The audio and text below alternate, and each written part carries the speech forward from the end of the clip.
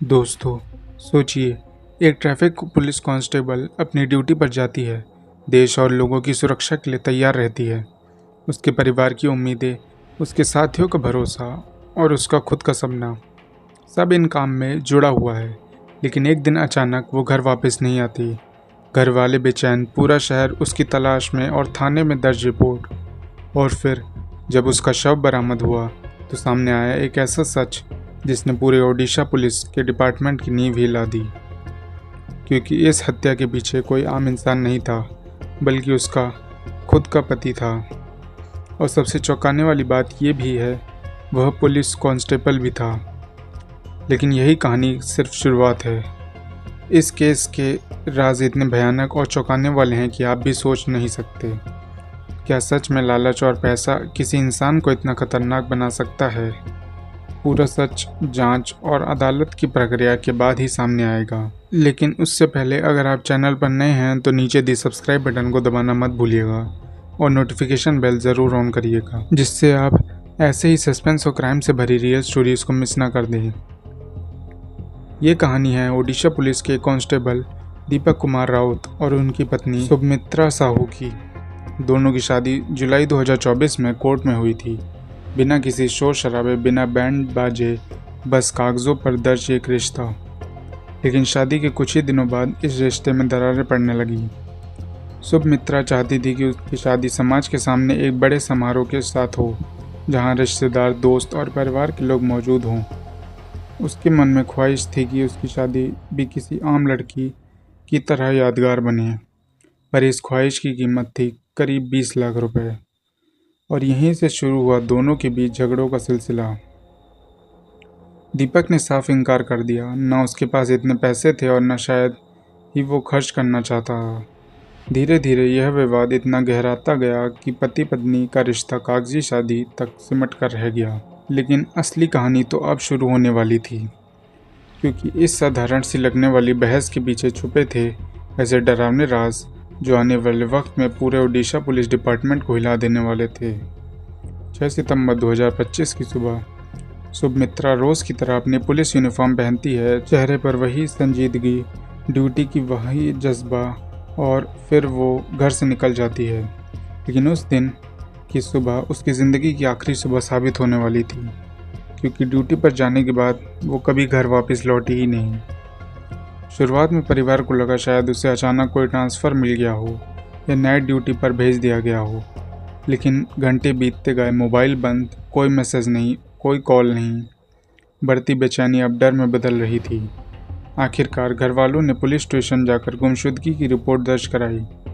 पूरा शहर उसकी तलाश में जुट गया। सीसीटीवी फुटेज खंगाले गए, उसकी ड्यूटी के रूट की जांच हुई, लेकिन हर बार नतीजा एक ही आया, 0। जैसे सुमित्रा हवा में गायब हो गई हो, बिना कोई निशान छोड़े। 11 दिन तक पुलिस और परिवार सुमित्रा को हर जगह ढूंढते रहे।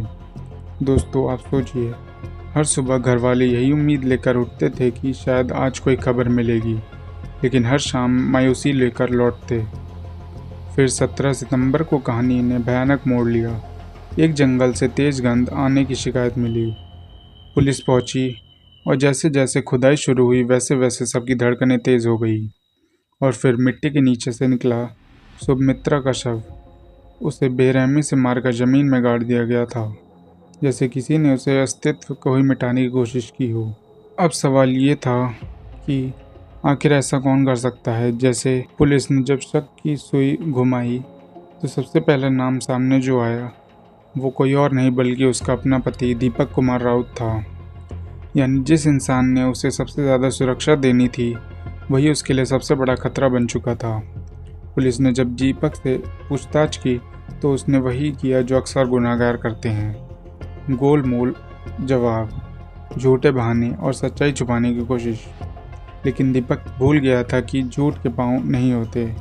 मोबाइल लोकेशन और सीसीटीवी फुटेज ने उसका पूरा राज खोल कर रख दिया। जांच में सामने आया कि 6 सितंबर की दोपहर दीपक अपनी पत्नी सुमित्रा को उसकी ड्यूटी से खुद पिक करने गया था। कार में दोनों के बीच जोरदार बहस हुई। शादी के खर्चे, पैसों के झगड़े और रिश्तों की कड़वाहट अब गला घोटने पर उतर आई थी। और फिर गुस्से में अंधा होकर दीपक ने वही किया जिसकी किसी ने कल्पना भी नहीं की थी। उसने कार में ही अपनी पत्नी का गला दबाकर मार डाला। लेकिन कहानी यहीं खत्म नहीं हुई।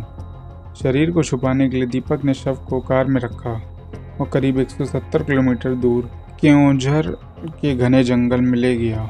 वहाँ रात के अंधेरे में गड्ढा खोदा गया और सुमित्रा का शव को जमीन में गाड़ दिया गया, जैसे किसी ने उसकी पहचान मिटाने की कोशिश की हो। ये सब काम दीपक ने अकेले नहीं किया। उसके कजिन विनोद बिहारी और दोस्त शंभुनाथ ने भी इस गुनाह में उसका साथ दिया।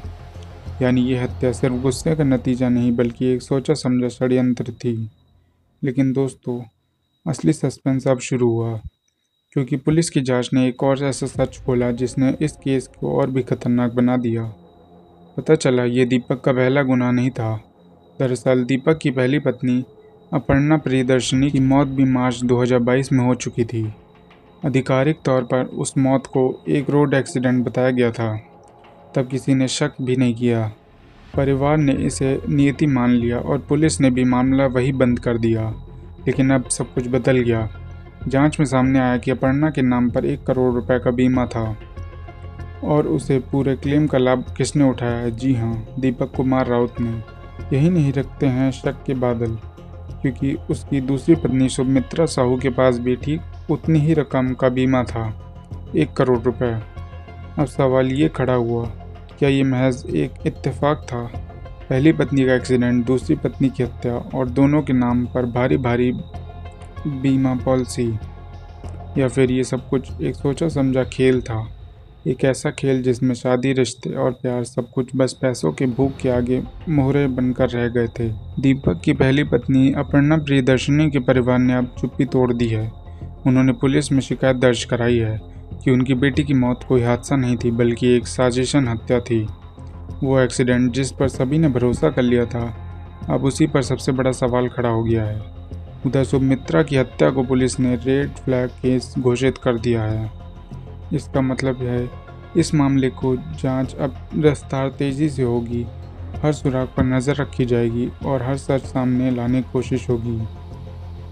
लेकिन दोस्तों, ये केस ओडिशा पुलिस ने के लिए एक कठिन इम्तिहान भी बन चुका है, क्योंकि यहाँ पर आरोपी कोई बाहरी अपराधी नहीं बल्कि उन्हीं की वर्दी पहनने वाला एक कांस्टेबल है।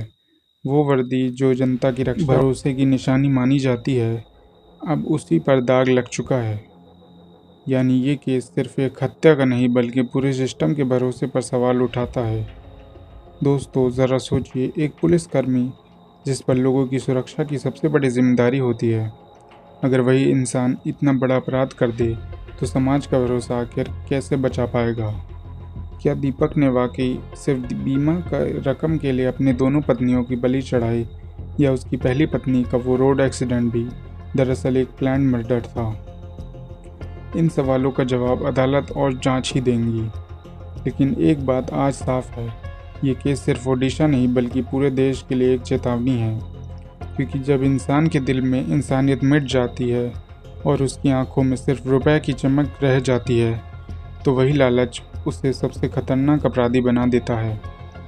याद रखिए, कभी कभी सबसे बड़ा खतरा बाहर से नहीं बल्कि हमारे अपने घर, हमारे अपने रिश्तों के भीतर से आता है। धन्यवाद।